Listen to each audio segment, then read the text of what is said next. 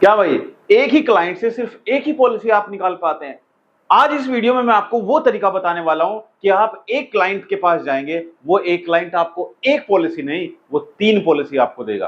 तो अगर आप भी जानना चाहते हैं कि कैसे हम एक क्लाइंट को एक नहीं बल्कि 3 पॉलिसी बेच सकते हैं, इस वीडियो से बने रहे। तो अगर आप एक इंश्योरेंस एडवाइजर हैं और हमारे यूट्यूब चैनल से पहली बार जुड़े हैं, चैनल को सब्सक्राइब करना मत भूलिएगा और साइड में जो बेल आइकन है उस पर क्लिक करके नोटिफिकेशन बेल को ऑल पर सेट कीजिएगा। और अगर आप हमारी वीडियो हमारे फेसबुक पेज से देख रहे हैं, हमारे फेसबुक पेज को लाइक कीजिए, फॉलो कीजिए और वीडियो अच्छी लगे तो वीडियो को लाइक और शेयर जरूर कीजिए। आइए शुरू करते हैं वीडियो को और सबसे पहले समझते हैं कि कैसे हम एक क्लाइंट को ढूंढने के लिए क्या क्या करते हैं।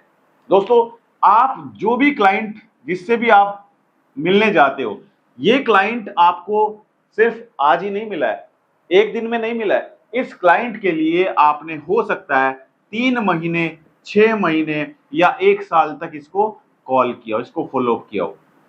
ये क्लाइंट के लिए हो सकता है आपने किसी को पैसा पे किया हो सकता है आपने कहीं मार्केट से डाटा खरीदा हो सकता है आपने कहीं मार्केट से लीड्स खरीदी हो और 100 लीड को कॉल करने के बाद आपको एक अपॉइंटमेंट मिली है।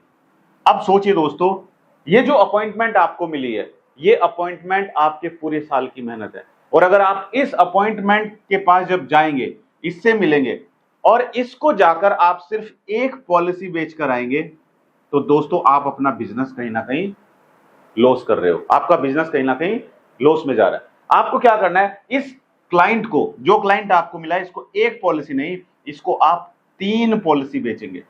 कैसे बेचेंगे आज हम इस वीडियो में समझने वाले हैं। दोस्तों, हम ये क्लाइंट जो है, हम इस क्लाइंट की पहले तो मार्केटिंग करते हैं, पहले हम इसकी मार्केटिंग करते हैं, राइट? या फिर हम कहीं से लीड्स खरीदते हैं, हमने किसी से लीड्स परचेज करी, इस लीड्स जो हमें लीड्स मिलती है, इस लीड पर हम कॉलिंग कराते हैं, राइट? तो कॉलिंग जो हम कराते हैं, जो हमारे पास टेलीकॉलर्स हैं, उनको हमें सैलरी देनी पड़ती है। क्या देनी पड़ती है? सैलरी। उनको हम सैलरी देते हैं और हम सैलरी देते हैं तो हमारे पास इतना बिजनेस होना चाहिए ताकि हम इस बिजनेस से इतनी अर्निंग कर पाए ताकि हम अपने एम्प्लॉइज को, अपने स्टाफ को सैलरी दे पाए। यही सबसे बड़ी चुनौती हमारे सामने आती है और बहुत सारे इंश्योरेंस एडवाइजर अपना बिजनेस स्टार्ट करते हैं, अपना ऑफिस खोलते हैं और जब ऑफिस में प्रॉफिट नहीं होता है तो ऑफिस को बंद करना भी पड़ जाता है। तो यही अगर हम स्ट्रेटजी के साथ करेंगे काम, अभी अगर हम ये प्लानिंग के साथ काम करेंगे तो हम एक क्लाइंट से 3 पॉलिसी निकाल सकते हैं और अपने बिजनेस को ग्रो कर सकते हैं। कैसे निकाल सकते हैं दोस्तों? अभी तक जब आप कस्टमर के पास जाते हैं तो आप कस्टमर को क्या बताते हैं? Life insurance policy. क्या बताते हैं? Life insurance policy. इसमें क्या होता है? लाइफ इंश्योरेंस पॉलिसी में आपको लाइफ इंश्योरेंस कवर भी मिलता है, राइट? लाइफ इंश्योरेंस कवर भी मिलता है, साथ में इन्वेस्टमेंट भी होता है। इन्वेस्टमेंट भी होता है, यानी कि कस्टमर को मैच्योरिटी पर पैसा भी मिल रहा है। मैच्योरिटी जब होगी क्लाइंट की तो मैच्योरिटी पर पैसा भी मिलेगा और साथ में अगर इन बिटवीन कस्टमर के साथ में कोई हादसा हो जाता है, कोई मिसहैपनिंग हो जाती है, तो उनके नॉमिनी को एक लमसम अमाउंट मिल जाता है, राइट? अभी तक हम कस्टमर के पास जाकर कस्टमर को यही पॉलिसी बताते हैं। अगर हम इसमें कुछ दूसरे पॉलिसीज भी ऐड कर दें, कुछ नए प्लान्स भी ऐड कर दें, तो कस्टमर इस प्लान को तो खरीदेगा ही खरीदेगा, साथ में हमारे वो 2 प्लान भी खरीदेगा जो प्लान आप कस्टमर को नहीं बताते हैं, राइट? अब दोस्तों, ये इसमें क्या आता है? इन्वेस्टमेंट में क्या आता है? इन्वेस्टमेंट में आता है बच्चों की पढ़ाई, child education, right? Child education, retirement, retirement planning, ठीक है, प्योर इन्वेस्टमेंट, ये हम बताते हैं कस्टमर को। इसके साथ साथ दोस्तों हम भूल जाते हैं कि ये कब मिलता है पैसा? ये मिलता है अगर पॉलिसी होल्डर की डेथ हो जाती है तो उनके डेथ होने पर उनके नॉमिनी को पैसा मिलता है, या फिर पॉलिसी होल्डर जीवित है तो उनके जीते जी उनको मैच्योरिटी पर पैसा मिल जाएगा। लेकिन सब लोग इसमें इन्वेस्टमेंट नहीं करते हैं दोस्तों, सब लोग इसमें इन्वेस्टमेंट नहीं करते हैं। बहुत सारे लोग होते हैं जो कहते हैं भाई मुझे ऐसा प्लान बताओ जिसमें मेरा प्रीमियम कम हो, मुझे ज्यादा पैसा पे ना करना पड़े और मुझे सिर्फ तब पैसा मिले अगर मेरे साथ कुछ मिसहैपनिंग हो जाए, मेरे नॉमिनी को पैसा मिले। तो ऐसे लोगों को हम क्या कर सकते हैं? चिल्ड्रन पॉलिसी के साथ साथ हम उनको एक टर्म इंश्योरेंस भी सेल कर सकते हैं। टर्म इंश्योरेंस पॉलिसी हम उनको सेल कर सकते हैं, राइट? टर्म इंश्योरेंस का प्रीमियम दोस्तों बहुत कम होता है। हम बात करें अगर LIC की, तो LIC का जो प्रीमियम था पहले बहुत ज्यादा होता था compare to private insurance companies. ये बात LIC को पता चली और LIC ने दोबारा से बैठ के कुछ नए प्लान डिजाइन किए। जैसे LIC का एक प्लान है LIC युवा टर्म प्लान, LIC युवा टर्म प्लान। अब आप मुझे सभी इंश्योरेंस एडवाइजर एक बात बताइए, ये आप कब सेल कर सकते हैं? ये तब सेल कर सकते हैं जब आपके पास क्लाइंट्स होंगे। और क्लाइंट्स आप क्या करते हैं? क्लाइंट्स को लेने के लिए आप पैसा खर्च करते हैं, आप मार्केट से लीड्स खरीदते हैं। वो लीड्स 100 लोगों को फोन करेंगे तो उसमें से 2 या 4 लोग ही आपकी बात सुनते हैं, राइट? रैंडम नंबर पर कॉलिंग करेंगे।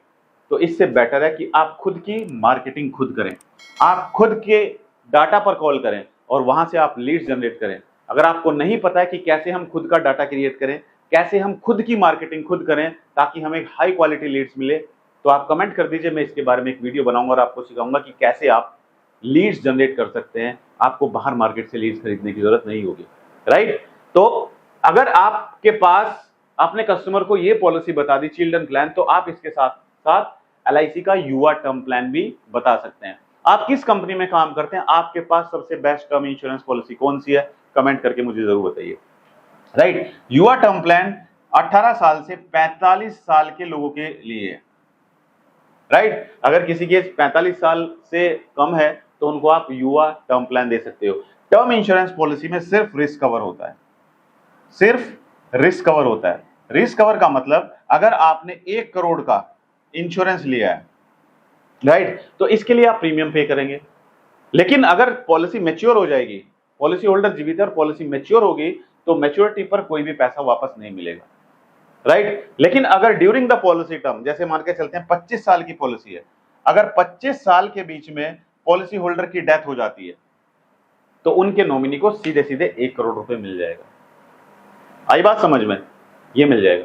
इसके साथ साथ दोस्तों हम एक जो पॉलिसी बताना मिस कर देते हैं, राइट, वो सब लोग करते हैं, मुझे पता है 90% एडवाइजर करते हैं, वो है दोस्तों हेल्थ इंश्योरेंस। हम हेल्थ इंश्योरेंस की बात नहीं करते क्योंकि आज की हमारी वीडियो का टॉपिक ही है life insurance versus term insurance versus health insurance, right? तो तीनों जरूरी है, लाइफ इंश्योरेंस भी जरूरी है, टर्म इंश्योरेंस भी जरूरी है और हेल्थ इंश्योरेंस भी जरूरी है। जैसे आपके पास घर है तो घर होने से सिर्फ काम नहीं चलेगा, आपके पास गाड़ी भी होनी चाहिए। गाड़ी अपना काम करेगी, घर अपना काम करेगा।